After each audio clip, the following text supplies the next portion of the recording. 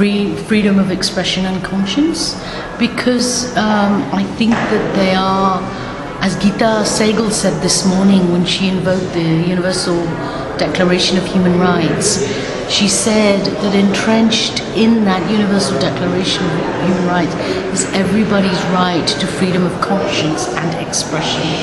And I think we forget that these are human rights principles, and they are very important, and that they cannot be limited unless they, invoking them to harm others. So we believe that all these issues are linked. Freedom of conscience and expression is also about self-determination.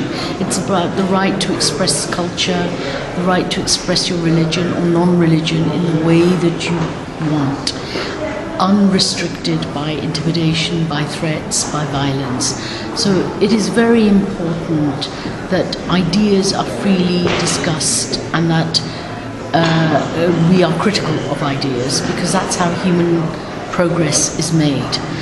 However, there is a limit to freedom of expression, and particularly, and for me that limit is when it incites violence and hatred towards others, or when that freedom of expression is used, manipulated, to create a context that's conducive to violence. So you may not be directly implicated in the violence, but you create the context that allows other, particularly vigilante groups, who want to guard a more regressive notion of religion or a regressive idea, to use that space to intimidate and threaten and and create and perpetrate violence.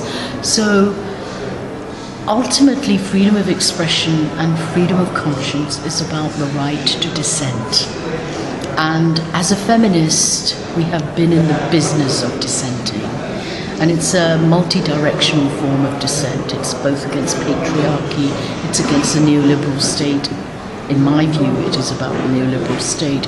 It's about racism. It's about all the kinds of ways, orthodoxies, and ways in which rights and freedoms are restricted.